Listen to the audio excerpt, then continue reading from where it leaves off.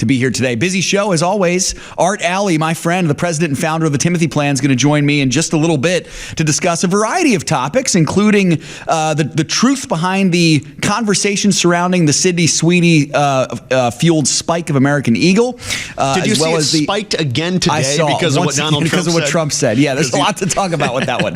It's interesting stuff, to be sure. Also, we're going to talk about the trajectory of young investors and just trying to figure out, what's the temperature for this up and coming group. So I'm excited for that conversation. Hope you are all as well. Art's coming on with me in about 10 minutes. So if you have a question for him, you can always put it in the chat, but I'm looking forward to that. Also, I'm going to sit down with Craig Rucker. Craig is the president and co-founder of the Committee for a Constructive Tomorrow, or CFACT. We're going to discuss the latest walkbacks of an Obama-era environmentalist law. The law itself was pretty troubling. The walkbacks of it seem to be the opposite. I'm pretty excited for those. So Craig's going to join me in the second half of the show. I'm looking forward to that as well. Also, your comments and questions. And an interesting question here, Sam. I think we're going to have fun with this one. Should lawmakers be allowed to trade stocks? Many of them seem to be really good at it. Some of them almost too good.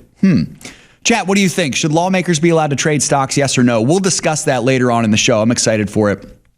Folks, just make sure to be on the lookout for partner commentary. Should be out within the next 24 hours or so. This week in the economy, bit of a down week. We'll get the job numbers on Thursday, and then one Fed governor speaking as well. But not a whole lot. Last week was a super busy week. This week, not so much. The markets yesterday had a great day. They rallied with some huge performances. By Monday's closing bell, the Dow was up 1.3%, the S&P 500 up 1.5%, and the NASDAQ pushing 2% positive. So they more than gained back some of those losses from the end of last week. Pre-markets this morning, kind of mixed. We did get a really good earnings report, which we'll look at later on in the show. But that's what we're looking like here this morning, folks. Grateful to be with you. All right, Sam, let's get to this question here about lawmakers trading stocks. So we have seen this bill that's getting advanced from Republican Senator Josh Hawley. What can you tell us about this, Sam? That's right, Seth. Last week, a Senate panel voted to advance that bill, barring lawmakers, the president and vice president, from owning or trading individual stocks. As you said, that effort's being led by Republican Senator Josh Hawley. He says it's being done in an effort to crack down on insider trading. Here he is explaining the bill. I just want to point out that the historic nature of this finally getting to a vote. There's been a lot of talk about banning stock trading by members of Congress. Never have we been able to get a vote. We're going to get that vote today.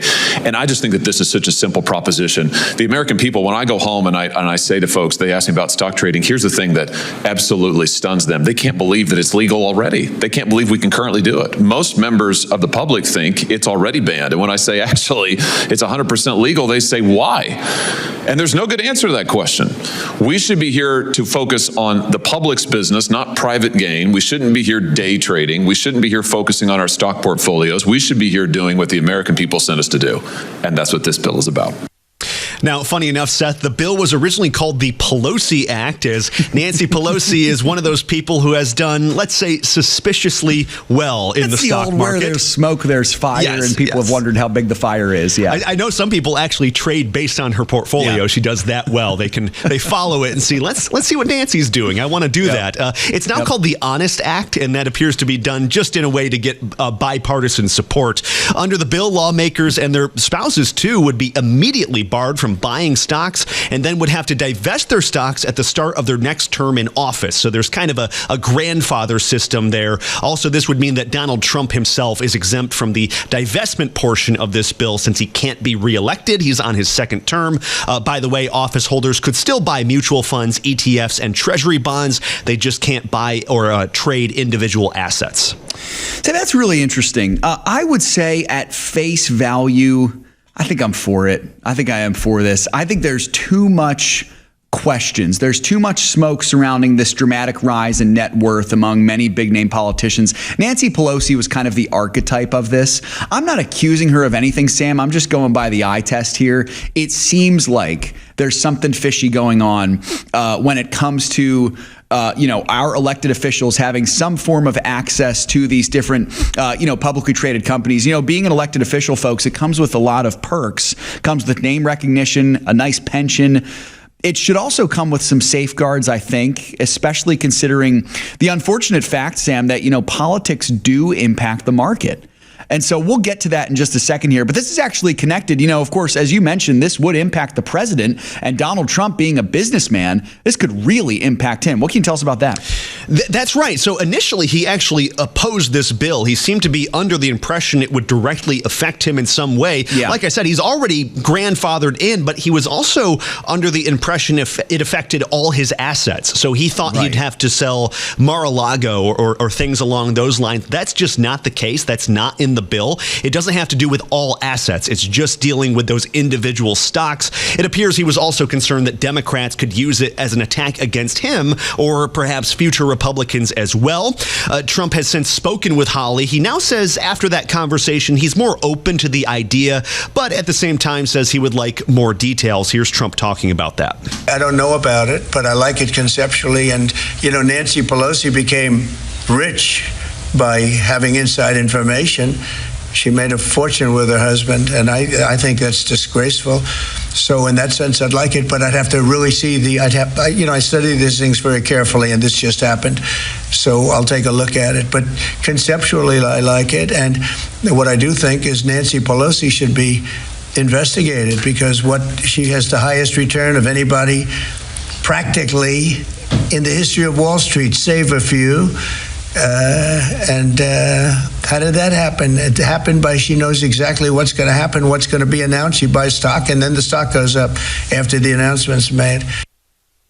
So Trump now is maybe on board. We'll have to see about that. But a lot of Republicans are actually pushing back against that bill. In fact, every Republican on the committee that voted to advance the bill voted against it besides Hawley. So Hawley had to join with all the Democrats in order to get this thing through. So that is raising at least some suspicion among Republicans. Concerns are, like I said, it could be weaponized by Democrats in the future. Even if it's not being used against Trump because he's exempt, it could be used against future presidents to create some sort of scandal. They're also concerned it could deter businessmen, say the future Donald Trump, from wanting to get into politics because they basically have to sell their businesses if it's publicly traded.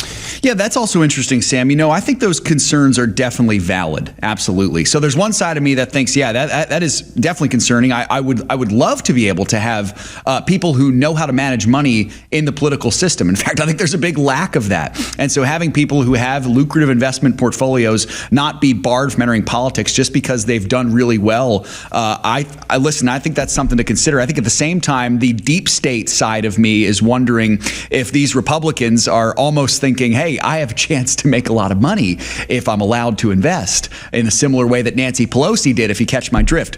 I'm picking up what you're laying down, Seth. Here's my controversial take on all this. I actually don't really care about insider trading. I don't care if Nancy Pelosi makes a lot of money through some, let's say, dubious means, because it doesn't really impact me. But what does impact me is if politicians are making decisions, making political decisions based on how it's going to impact their portfolio. That's way more of a concern. So that's why I can perhaps get behind this bill a bit more. Absolutely. Sam, I think what you said there is really interesting, because definitely we don't believe that insider trading is a good thing. However, the more serious issue with this is exactly what you said, Sam, is that I do not want politicians somehow their judgment now being impaired on making decisions that are good for the country, because now they have to worry about how this decision might impact their stock portfolio. That's a bad situation. That's a conflict of interest, and we should not have that. I completely agree with you. We had a question from the comments, Sam. You want to read that question really quickly here? I think we can squeeze to clarify, this wasn't our comments. This was when I was reading online, but someone did raise a really good point. People were saying this is a great idea, but then they said, and this is a good point, do you really want a government run by people who don't have any stocks in their portfolio? This raises to mind, I think it was what was his name? Who ran for vice president with Kamala Harris? Tim Walsh. That's right. I want to say Tim Walsh, but that's not him. Tim Walsh. Yeah, he was bragging by the fact that he did not have any stocks. He didn't know what a venture capitalist was, and I'm thinking that might not be a good idea either, to have someone who has no stake in the economy running the government. Absolutely. It's a tough situation, man. My leaning with this is I don't want any kind of outside influence upon my elected officials. I want them to know money. I want them to be good at investments. but those investments might impact their political decisions. I would rather, if I had to pick, I would rather my elected officials at least just have a baseline understanding when it comes to having a robust portfolio and keep the temptation away from them running the country to benefit their portfolio rather than benefit the American people. I think that's what I'd rather have. It's an interesting question, Sam, and definitely a good conversation. We'll have to pause here because we got Art Alley coming up next on Financial Issues next. How is Timothy Plan continuing to lead the fight as you guys now enter your fourth decade of leading this fight of biblically responsible investing? We've been too silent for too long, and we can no longer be silent. You stand up, like Ronald Reagan said, we're only one generation away from losing all of our liberty. Yeah. It has to be fought for. I wish it didn't. And you can fight for it. You don't need guns and ammunition and that. You can fight for it, especially with your dollars, because it's always about the money. And when the money starts impacting people, they start paying attention. When we launched this, they said it couldn't be done, but here we are 30 years later. They said you couldn't get competitive returns, but here we are. What a tremendous testament of God's grace. Go to financialissues.org/Timothy Plans to learn more about Timothy Plan. Hi, Joe. You're live on Financial Issues. I don't know a lot about the market and investing, but I've been learning a lot over the years from your ministry. I appreciate that. So thankful and blessed with the new website. It's a beautiful thing. Thank you so much for all the hard work. Thank you guys so much for everything you do. And for anybody listening who's not a partner, this is the best value out there. God bless you all and have a great day. Go to financialissues.org to get started today. I found out I was pregnant when I was 21 years old. For me, I was scared, I was shaking. They do an ultrasound. And that's when everything changed. When I saw my baby and when I heard her heartbeat, that was it. We've seen the hand of God ever since we stepped into the pregnancy center. To find out how you can support the life-saving mission of Preborn, go to preborn.com/FISM.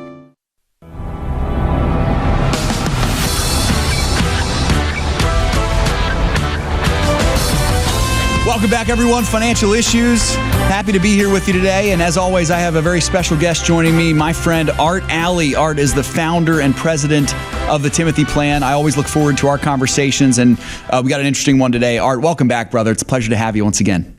Hey, man. It's always fun to be on with you. Yep. Likewise, brother. All right, let's get into the culture a little bit here, Art. So the national consciousness over the last probably week and a half or so, as well as the internet, has been abuzz due to a spike in American Eagle stock after they hired actress Sydney Sweeny to model for their latest denim line. So the libs, this was interesting, Art, the liberals were furious. They were furious at the fact that an attractive white woman was modeling and it wasn't some androgynous asexual blob doing it. On the other hand, conservatives were celebrating an ad that sadly at its core was quite lewd. In many ways, it was kind of a return to the 90s era beer and car commercials where you're basically using almost softcore pornography to sell a product. So Christians need to think hard about this, Art. I gave a rant last week about the dangers in both things. I'm all for fighting wokeism, but I'm not sure I want to do it by celebrating sexual lewdness as well. What do you make of this? Can Christians celebrate a kick in the teeth of wokeism, which I think is what this was, while also condemning lustfully fueled advertising?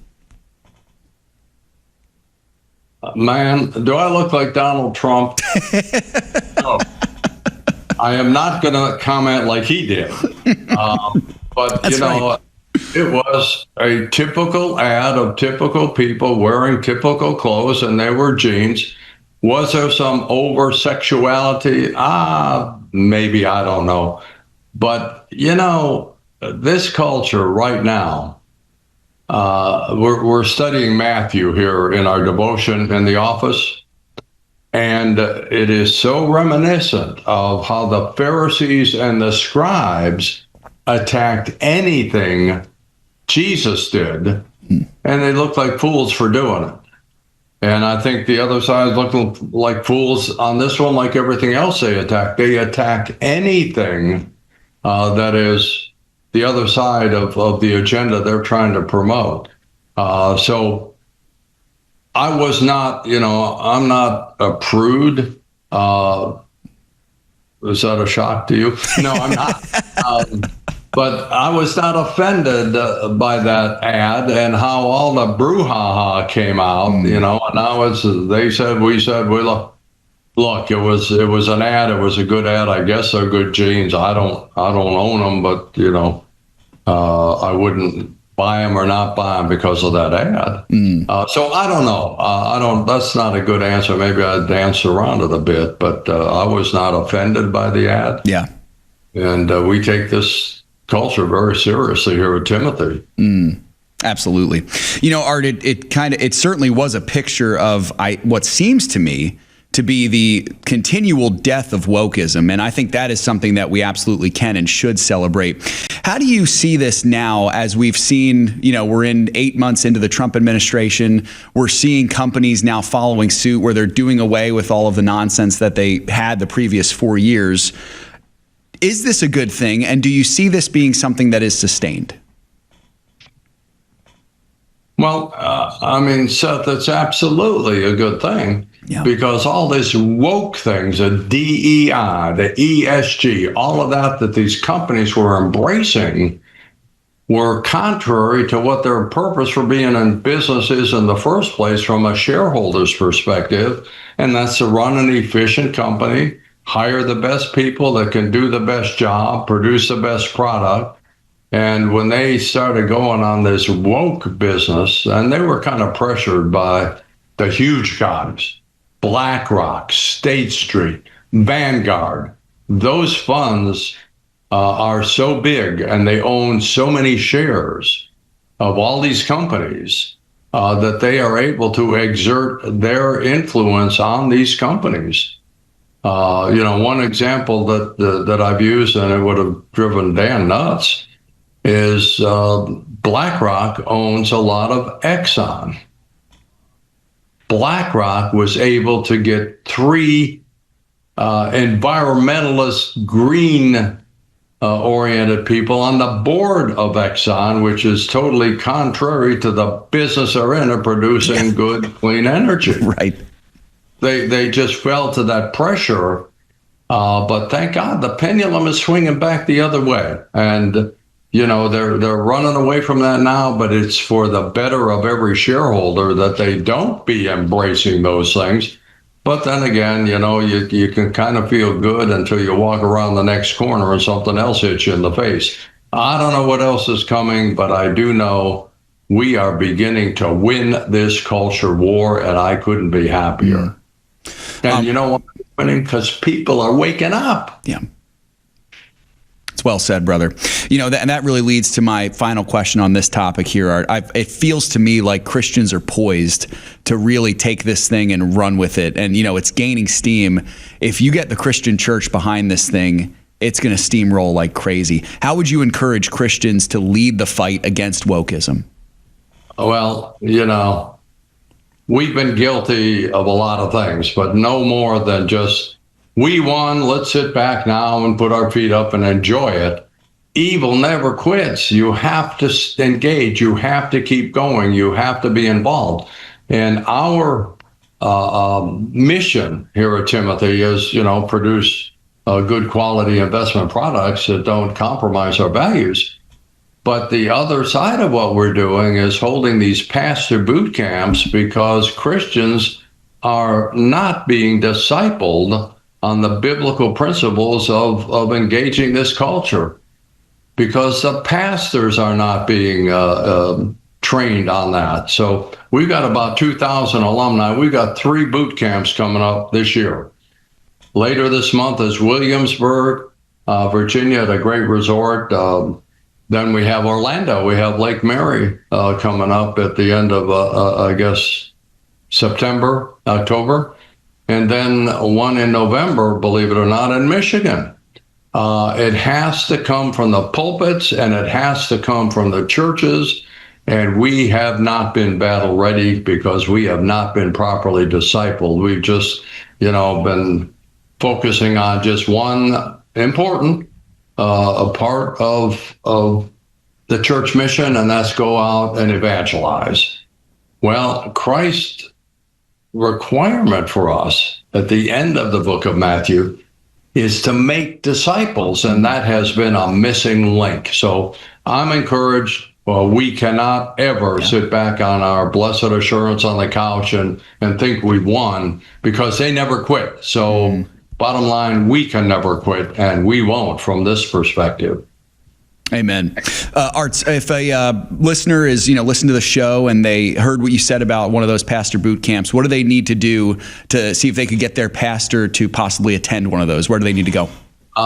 It's Liberty Pastor or libertypastors.com or libertypastornetwork.org or com. It's all on there. All the speakers. It's incredible.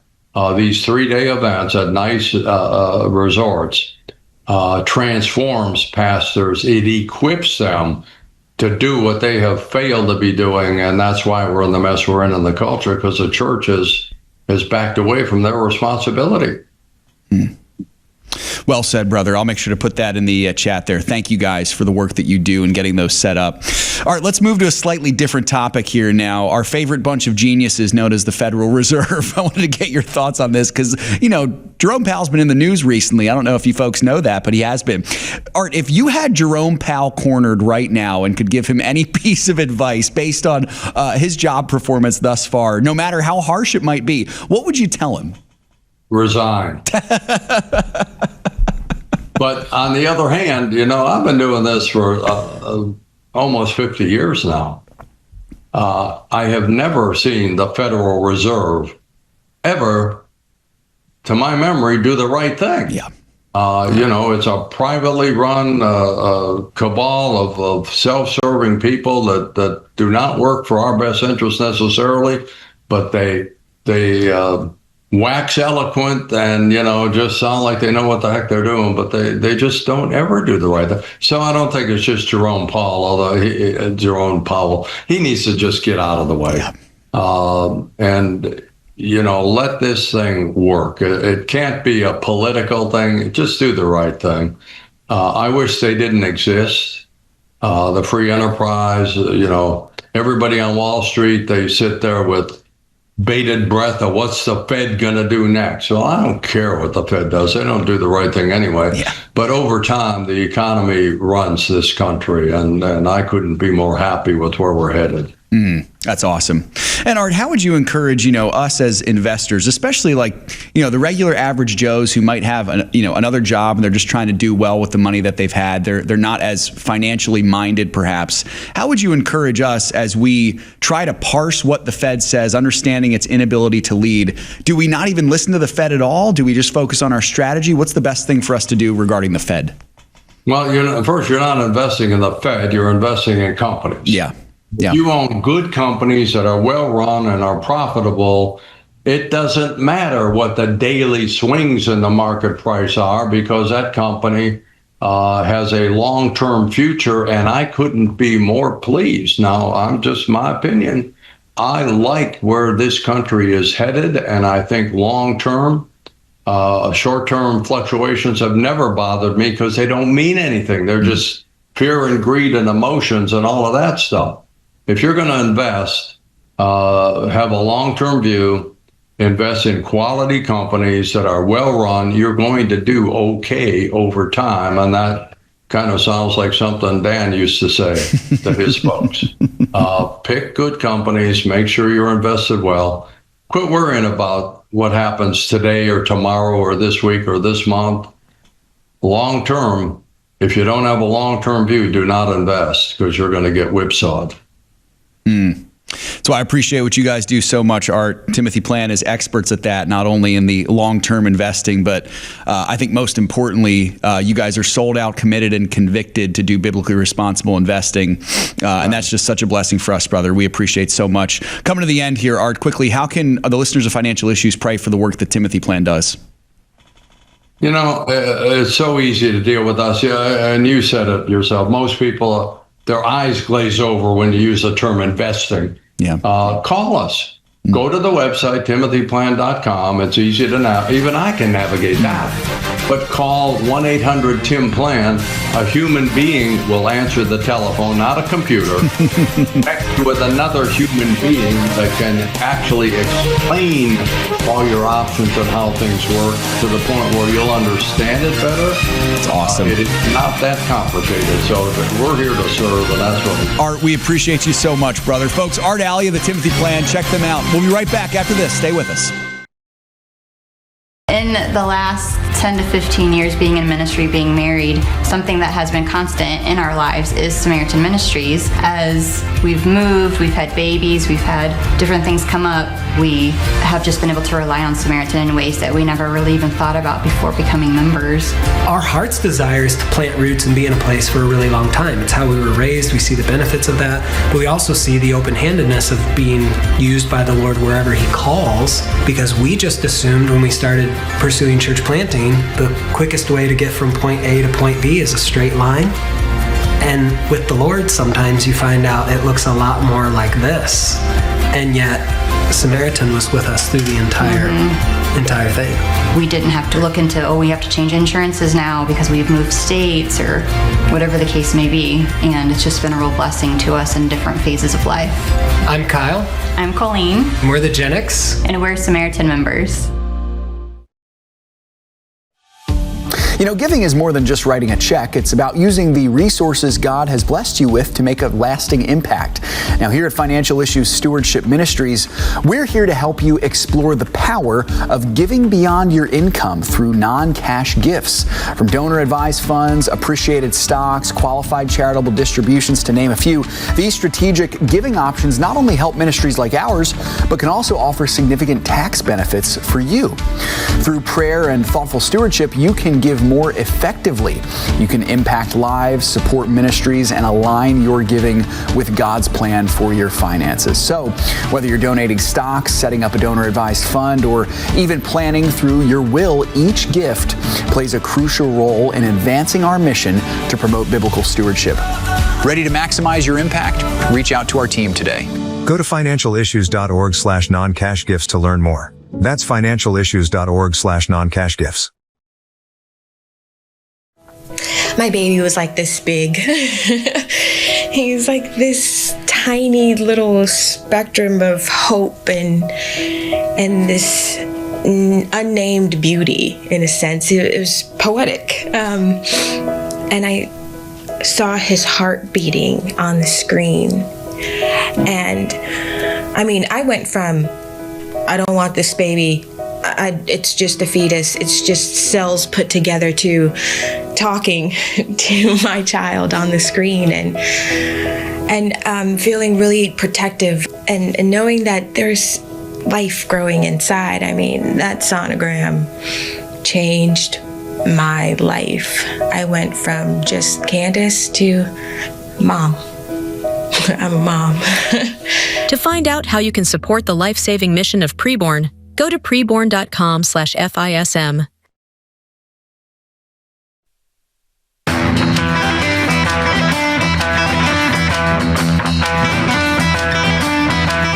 Folks, welcome back. Hope you enjoyed that interview with Art Alley. Always love having Art on the show. Dear, dear friend of mine, and just what a blessing the Timothy Plan family is to us. All right, folks, I have another special guest joining me today. Craig Rucker is the president and co-founder of CFACT. Again, CFACT, that's the Committee for a Constructive Tomorrow. I'm so excited to have him on. He's an author, speaker, and he's an expert in free market economics. Craig, welcome to the show. It's wonderful to have you today.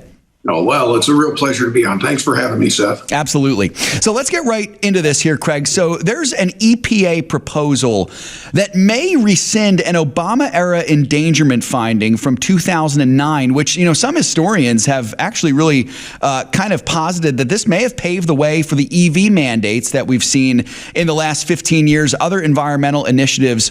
What do you make of this in general? Tell our audience about what this proposal is and how it might rescind that Obama-era ruling. Well, this is, I think it was put best by the Wall Street Journal. They made the comment that it's Independence Day from climate imperialism. A lot of people may be out there wondering, why in the world did Biden say we have to get rid of the internal combustion engine by the early 2030s and force us all into very expensive EVs? It's the endangerment finding. If they ask, why are we have this mad rush for solar panels, wind farms, offshore wind, killing eagles, killing whales, it's the endangerment finding. In fact, this finding has been used to usher in all sorts of extreme things, that from getting rid of gas stoves to you name it, all in the name of battling climate change. Now, just to let you know where it came from, back in the early 2000s, Al Gore and many of the radical environmentalists made a proposal that they thought climate change was going to destroy the planet. We know from hindsight, many of their predictions did not come true. I mean, I'm old enough to remember back when they predicted New York City would be underwater by the year 2000, or they said that we would have to teach our children snow, what it even means to sled by the year 2014. Or back in 2006, Al Gore in his famous movie Inconvenient Truth said we'd have hurricanes every year, like Hurricane Katrina, starting in 2006, and we went into the longest era of no hurricanes. But nevertheless, Obama, once he took charge after George W. Bush, put in this endangerment finding, and everything. It became a whole of government approach to try to transition our society from a free market capitalist one driven by government mandates. And fortunately, it took this long for science to catch up and realize these people were snowing us, for lack of a better term, a lot of the science. And they've been pushing down this thing that's hurt our economy and taking away consumer choice. It's a glorious day. Sure is, Craig. You know, it's funny. You had mentioned that thing about New York. I was only a little boy at the time, but I do recall seeing on social media some rather ironic images of people saying, you know, climate change is so bad. Look at how the water levels have risen in New York City. There's a picture of Manhattan Island, and the water level is exactly the same as it was for the last 50 years. It hasn't changed 1 inch, it seems. It really is just really honestly crazy stuff here. So it looks like the Trump administration is trying to roll this back. How are they doing this, Craig? Well, the first thing they're doing is they're going to tackle the science, which I think is very important. They're putting in some absolutely outstanding scientists with impeccable credentials, people like Judith Curry from Georgia Tech. They have 2 NASA scientists, John Christie and Roy Spencer. They have Steve Koonin, who was actually an Obama scientist. He was one of Obama's top scientists, now saying this is bunk. And they released a report on the same day they're doing this to show that what they're doing is not going to, it's not going to dirty our air. Carbon dioxide and what they're going after with these greenhouse gases is not the same as what the EPA's been charged with, which is, you know, nitrogen oxide, sulfur dioxide, ozone. These are real pollutants that can cause human health. Carbon dioxide is the gas that makes life on Earth possible. It's plant food. You could breathe in much higher levels than we have today, at about 400 parts per million. You could breathe in 2,000 parts per million. It does nothing. And the reason we know this is because astronauts actually live in an environment of 2,000 parts per million. Submarines operated that way. People are not harmed by CO2 like they are harmed by these other pollutants. So they took on the science, released a great study at the Department of Energy. They're allowing for comment on it, and they're going to piecemeal roll this back, first dealing with cars, then airplanes, power plants, and it's very well thought out. And I got to give Lee Zeldin at EPA great credit for the style and thoroughness with which he's going after this. And so then, Craig, in your estimation, what kind of impact could this have for everyday citizens of this country? I can imagine, my hope is that we would start to be seeing an impact in our wallets. How might this impact us? Well, it will impact you first and foremost that we don't have to buy electric vehicles. I mean, I just bought one, Chevy Equinox, and I got it for just under $40K. I'd have to spend almost $80K to get that car if they had mandated it, right, by the year 2030. So you're going to see cutbacks in that. You're going to see more consumer choice. You don't have to get rid of your gas stoves. There's all sorts of things that it should save money on. I think it's what it's not going to do, and I think this is the most important thing, because you're going to hear a lot of scary talk from the environmental community, that's, the Al Gores and those types of people. They're going to say you're cutting back on clean air and clean health. You're not. They are not. We have cleaner air today than we've ever had. that. And all the major pollutants have gone down 80% since the 1970s, and they're continuing to plummet. So what you're not going to see is dirtier air, just more consumer choice and less government regulation. And Craig, this is somewhat of a perhaps regional specific question, but I know it's something I've dealt with, and I'm sure we have listeners who have dealt with this as well. Every time I have to get my truck inspected, I have to do that goofy emissions test along with it. I know certain states don't do that as much, but in the state that I'm in, they do. Could we potentially be seeing a walk back of even those things as well? I know it's a small thing, but every time I get it inspected, it's like, I got to have the emissions test again. What are your thoughts on that? Well, no, I don't think it'll impact that, unfortunately. Yeah. I wish that it could, but those types of emissions are actually ones that regulate the ones that EPA has long regulated since the original Clean Air Act of 1970. Carbon dioxide, what it did save you is they probably would have started regulating your emissions of carbon dioxide, and that would have been much more expensive. Brutal. So at the moment, you're still going to have to put up with those. Fair enough. Well, Craig, that's really, really good news. What else is the Trump team doing in general to kind of right these wrongs from the environmental silliness from the former Democrat admins that really kind of gets you and your team excited? I'm sure this isn't the only thing. Oh, yeah, no, there's been an absolute war on farmers and ranchers. A lot of government land has been put aside now and bought up even by China. They're not allowing that anymore. They're not going to allow some of these multi-billionaires to chew up farmland and just put it into conservation easements and things of that sort. A lot of these these pipelines that they're putting in for carbon sequestration, this is designed to battle CO2. Those are not going forward as they were before, and a lot of them are being rolled back. So I'm seeing on that, we're out of the Paris Accord is another biggie. This would have locked us into an international treaty that allows China and India to continue to belch out CO2, and all of our heavy industries move to China and other places like in India around the world, and we'd lose American jobs from that. They're rolling that back too. So I think you're going to see good things from the automakers. You're going to see good things from American domestic energy production that will see prices go down at the gas pump. So I think we're going to see a renaissance in America based on some of these environmental and energy policies that are a long time coming for those of us in the free market environmental field. But it's a joyous day. Yeah, absolutely, Craig. Well, it's been your first time on the show, and I've greatly appreciated this conversation. I want to give you the chance as well to tell our audience about CFACT and the work that you do there, specifically your role as you guys promote free market economics. What do you guys do? Yes, we are an environmental group. We actually share, like your audience, we're kind of based on traditional Western values, Judeo-Christian values. We believe that the environment is something that we've been trusted to steward, but we don't think it should be worshipped. And we have free market beliefs. We're comprised mostly of a conservative/libertarian mindset. And we've been around since 1985. We have a board of academic and scientific advisors that guide our policies, and we work on the whole gamut of environmental issues. But we do not agree with Greenpeace, Al Gore, Greta Thunberg, AOC, and others who believe that the environment should always be given preference over human needs and human,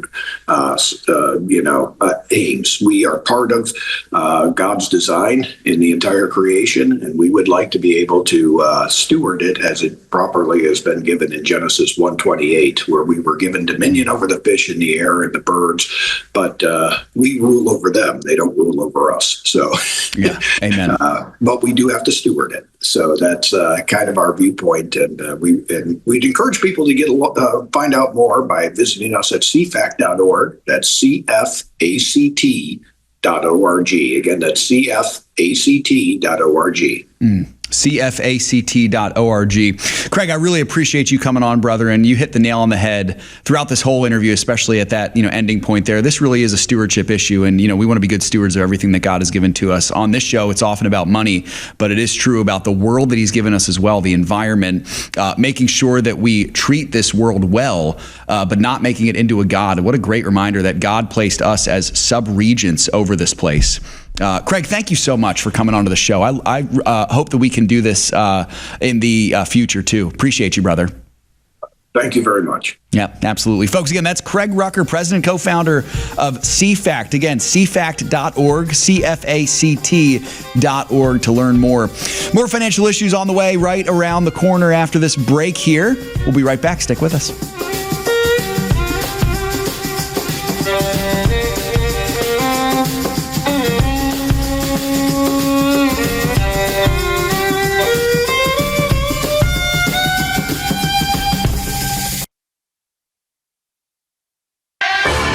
It's up to us to stand up and say, enough is enough. All of this unbiblical stuff that's going on, whether it's abortion or transsexual or LGBTQ, widespread pornography, human trafficking.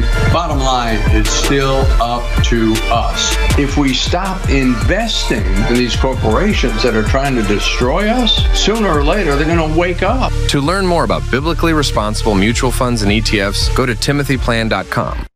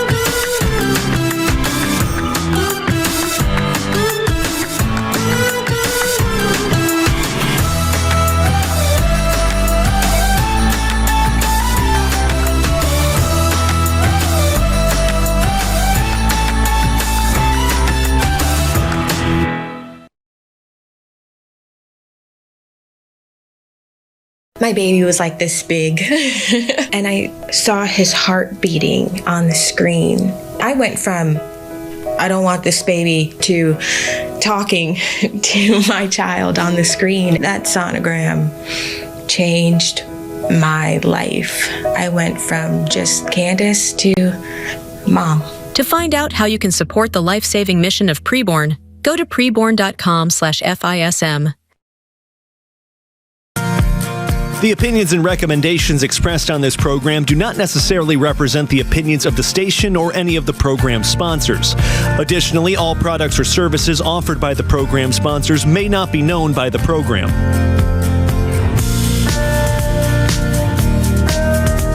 Great to be here with you, folks. I'm enjoying the show today. I hope you all are as well as we're starting the week. It is Tuesday, so we did start the week yesterday, but kind of feels like the start to a week, Sam. That's right. So good to see so many of you here. I see Brian from Virginia. Brian, glad you got your question answered there. Nathan from Mississippi as well. We've got James in South Carolina, John from Alabama, Daniel in Tennessee. Good to see you guys. I think I mentioned Brian from Virginia, but there you are again, Brian. Lisa in Texas. Good to see Lisa this morning. Tucker from Alabama. Hey, Tucker, you're asking a great question there, brother. I would like to give that question the appropriate time that it deserves and also the appropriate thought as well. So my hope and plan is to answer that question tomorrow, Tucker. So if you stick around for the show tomorrow, we'll make sure to prioritize your question. It really is a good one. It's a great question. It's really good. It so is. I look forward to talking about it. Yeah, just one that, I think for right now, having just seen it right off the bat, I think and I know Sam would feel this way too. We want to be able to just really kind of dig into it and give you a really good, solid answer for it. So stick around on the show tomorrow. Daniel saying, what would Nancy trade? WWNT. That's right, Daniel. A successful investment strategy. I wonder There is a why. whole Twitter account dedicated why. to that. What would Nancy trade? Yeah, absolutely. She does well. That's exactly right. Brian and Kara, good to see you guys. Let's see. We have our Elijah there as well, always. Good to see Dave and Darlene as well.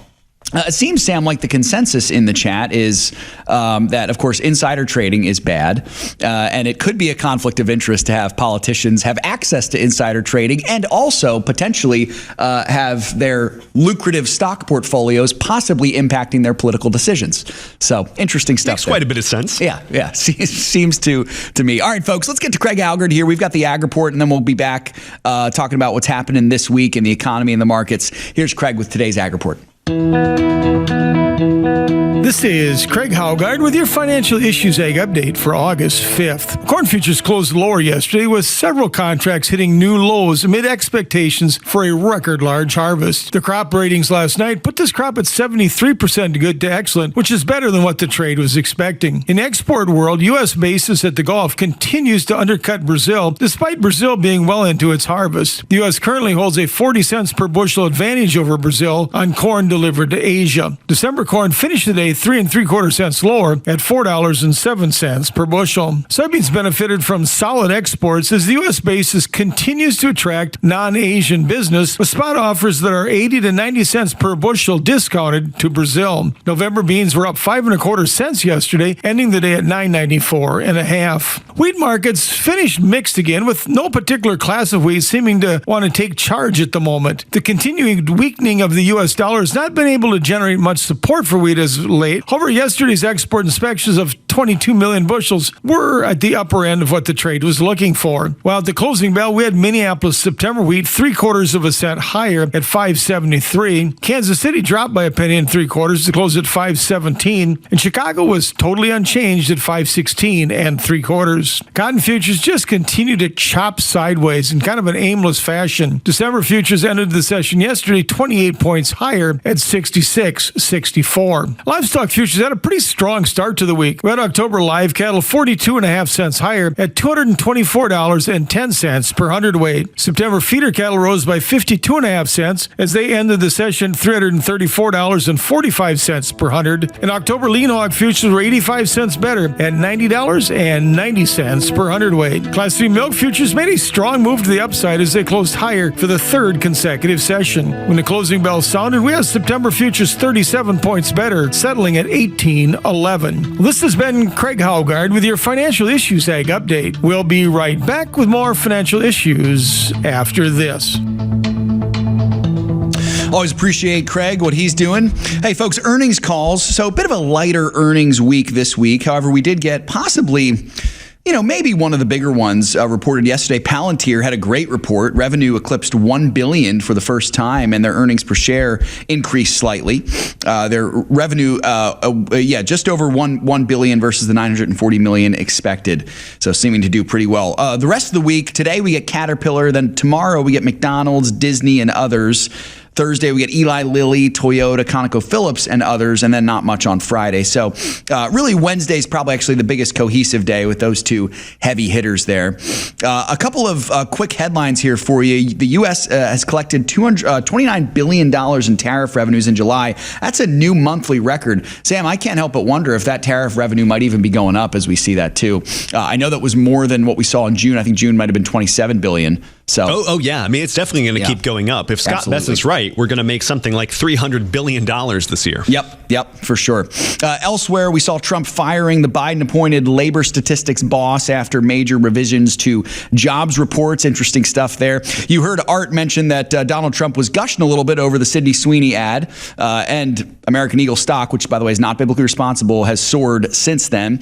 Also, was it 25%? I think so, something like that. Crazy. It's ridiculous. They may have clawed back their yearly losses. They were tanking for the year, down in the 30s. You just need Donald Trump to come out and give you a thumbs up. You need that, and some old-fashioned advertising, right? And then, of course, Newsmax is reporting that New York City elites are forming super PACs now in an effort to defeat Zoran Mamdani. That'll be an interesting battle there. The elites versus the guy who's also elite but is claiming to be for the people, as all Marxists are. So, interesting stuff there nonetheless. Sam, I think one of the bigger headlines we should look at here is the EU paused its retaliatory tariff while a deal's being worked out. What can you tell us about this one? Yes, this was behind that market spike yesterday. Everything ended pretty well in the markets as of the closing yesterday, and this was pretty much the main cause.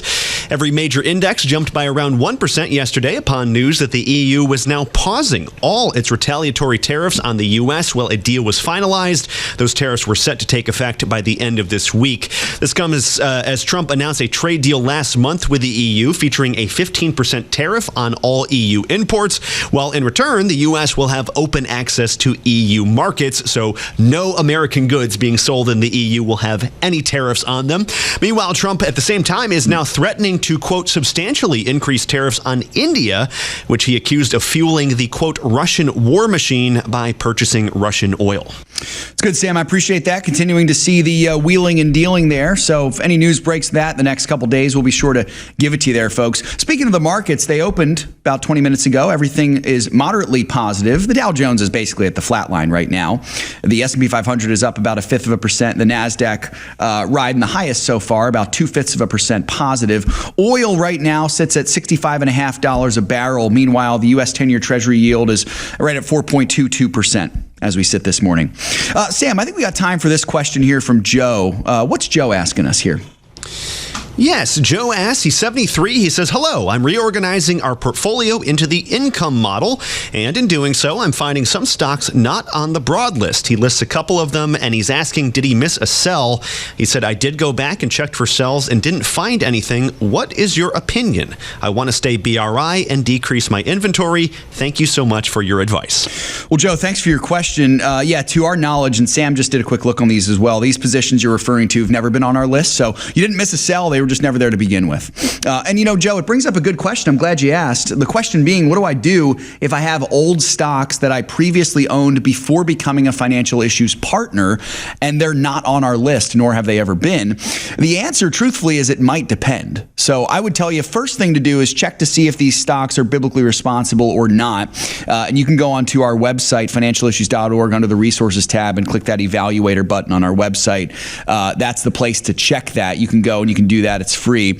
You can check to see if it's biblically responsible. If it is not biblically responsible, it's a very easy answer. You sell it immediately. And I would tell you sell it no matter if you're up or down. It's unfortunate to have to sell at a loss, but it's far better to be obedient to God, truthfully. And I know it's easier said than done, folks. I don't like selling at losses either. But if you're obedient to God, that's far better. It's far better to take the loss than to knowingly invest in darkness and ride it out for a chance at a gain, even if the gain is large. Now, if they do pass BRI screening, that makes things a little more complicated. You now have a few options before you. You can still sell and reallocate based off our stock picks. That could be a great recommendation, especially if you trust us. I think that could be good. But you can also hold these positions and see what happens. If they've done well for you, that's not a bad move. There's one disclaimer here for this one, folks. If you choose to hold the position, just be aware we don't have eyes on it. So if something happens, anything happens to the company, if there's some troubling financial things, or if they go non-biblically responsible, if they start supporting abortion, or if they start promoting gay pride parades, we won't know about it. We're not going to be able to give you a sell alert because we don't have eyes on that company. So you're going to need to do your own due diligence there. It's really kind of investing at your own risk. You're going to need to keep an eye. You're going to kind of have to do your own biblically responsible screening and all that sort of thing. So just be prepared for that. One of the beauties, Joe, of this strategy is that it's a do-it-yourself strategy. And so if you have those holdings that are biblically responsible, but they're not on our list, it's kind of up to you to see what you want to do with them. So I hope that can answer your question. You can certainly, sell and join the stocks that we have on our list, or you can ride it out and kind of be your own BRI manager there and just keeping an eye on it. And that's really kind of the big thing, is that disclaimer of just making sure that you've got eyes on it, because we don't have eyes on it if it's not on our list. Okay. Hope that can be helpful for you there, Joe. Appreciate the question a lot. And that is just about all we have time for today, folks. So great to be here with you. Hey, just a reminder, remember to be on the lookout for the commentary, probably later on this evening, early tomorrow morning. Check that out. It'll be a good thing for you to continue to keep an eye out for that. Hope you were encouraged by today's show, folks. I had a great time with you. And Lord willing, we will do it again tomorrow. Until then, remember, it's all His. Everything you have belongs to the Lord. So be a good and faithful steward with what He's given to you. God bless you all. And Lord willing, we'll see you next time for more financial issues. And under God, then we will be a nation gone under. Thank you for joining us. This has been an FISM production.